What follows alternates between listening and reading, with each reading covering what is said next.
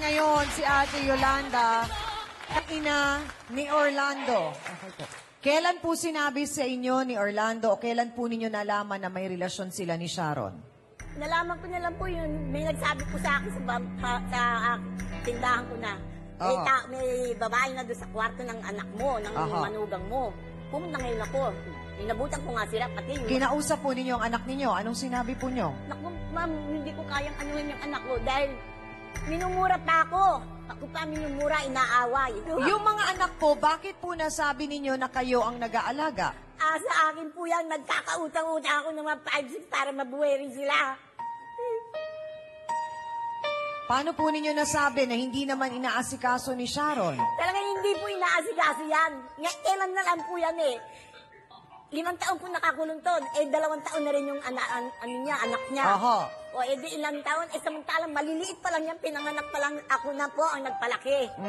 Pero Ate Yolanda, una't-una pa lang po talagang hindi ninyo tanggap si Sharon. Talaga hindi naman po, dahil may asawa nga po yan. Hindi naman Ba't po siya niya papatol? pinapasok Total, kahit na sabihin ko na nakakulong yan, paano mo gagawin mo? Bakit mo pinatulang pa? Aha. Sabi ko, nakakulong yung asawa at 4 ang anak. Diretsang tanong, Hindi mo Sharon, nga kilala. alam ba ng Ano, nanay hindi mo mo kilala eh. itong pakikipagrelasyon mo kay Orlando? Salita ng ganun, po? hindi mo nga kilala bali, lubusan. Nung nakilala na ba nila si Ngayon nga lang Orlando? nakilala. Mas nauna nilang November kilala 21, ng ngayon nanay ko nakilala. kaysa akin yung si Orly po. Okay. Tanggap ba nila si Orly? Wala naman po siya na magagawa nun kasi nung nalaman niya na talagang buntis na po ako nun. Buntis na po ako. Kahit magalit man po yung nanay ko, nag-iisang anak ako eh. Kaya, siyempre, susuportahan niya pa rin ako. Alam mo, pabayaan niya So ako. saan ka kumukuha ng pagkakakitaan mo, Sharon? Ngayon po, Oo. sa ngayon, ano po, nagtitinda-tinda po akong siomay.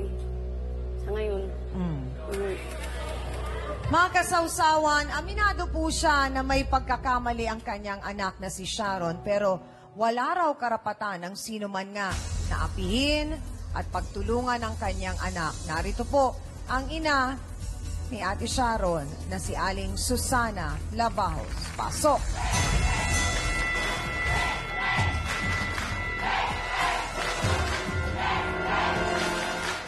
Magandang hapon po, Aling Susana. Nabanggit po ni Sharon na nag-iisa po siyang anak. Opo. Kailan po ninyo nalaman na sila na ni Orly? Ay, wala na po. Ang nalaman ko nung nagbuntis na po siya, ma'am. Hindi ko nga po alam, nandun pala yung nakatira sa kanila eh. Si Orly po ay walang trabaho, Nay. Paano po niya mabubuhay ang sa isang apo? Pwede na rin po yun dahil may diskarte ako. Marunong din ako maglalaba-laba. Alam mo ba kung anong diskarte mo?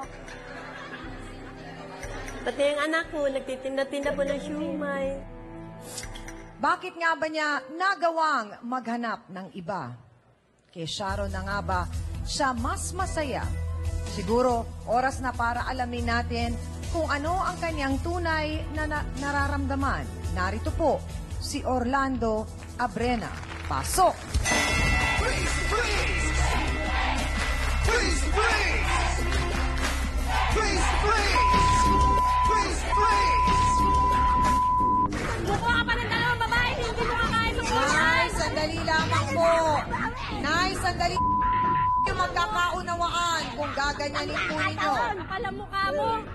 Ang lalaki na ng anak mo. Mahiya ka naman, may kain ka na. Okay, sandali lang. Kuya Orlando, ano ang Ka nangyari na, gumaganyan ka pa. at nagawa mong kalimutan Mo. ang nararamdaman mo kay Ate Joy at nagawa mong buksan ang puso mo sa ibang tao? Kasi ganito yun. Nung makulong yung asawa ko si Joyce, 2006, sa loob ng 2 taon, 2008, nung nagsama kami ng si Sharon. Siyempre, sa pagkakulong niya, wala akong kasama, mga anak ko. Alam mo kasi hindi na ako lalaya. Kahit pa paano, maghanap din ako lang kahit kaligayahan, kahit pa paano. Pero hindi po ba ninyo Hindi naisip, na sa kaligayahan. pero Mang Orly, hindi po ba ninyo naisip na nung naghahanap kayo ng kaligayahan, ay araw-araw lungkot, pasakit ang nararamdaman ni Joy sa loob ng kulungan at pagmamahal lang ninyo ang nagbibigay ng lakas loob sa kanya? Ang tanong ngayon, Kuya Orly, at gustong malaman ng ating mga kasausawan, anong meron si Sharon na wala kay Joy kaya nahulog ang loob mo? Abangan ang sagot ni Kuya Orly. Pakatutukan nyo, dito lang yan sa...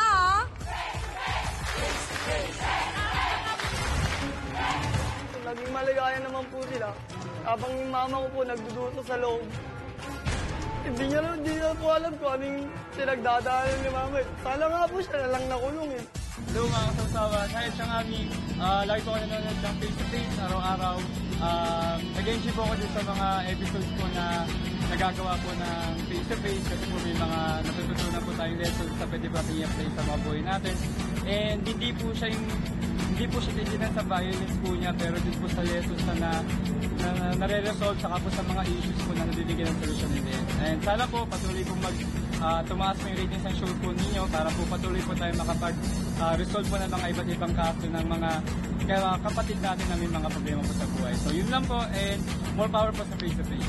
Miss Amy Perez would like to thank the following: Dr. Steve Mark Dan of GAOC Dental Clinic, Salon de Manila, Watercolors Makeup, Gloss Nails, Plains and Prints, Just Cavelli Eyewear. Hans Mortel would like to thank the following: Dr. Manny and Pai Kalaya, Dr. Ariel Recto Dabalus, Nail Necessity, Hand, Foot and Body Spa, necessity for your body and soul, Fashion Exchange, fashionista ka na, negosyante ka pa. Face to Face would like to thank the following: AXN Time and Sports Shades, EC27 Guava Plus Organic Soup, effectively controls 27 skin problems. F101, wear your needs. Home Appliances by Minami, galing ng quality. We always start your day with a new Lucida DS products. Ito ang tunay na masarap, select soy sauce. Kaya toyo pa lang, ulam na. Ito ang bilhin. Sundance, your business in fashion. Your partner in style. Prime Rocks Bleach, ang bleach na di masangsang. Mabisa na, mura pa. Gawang Pinoy.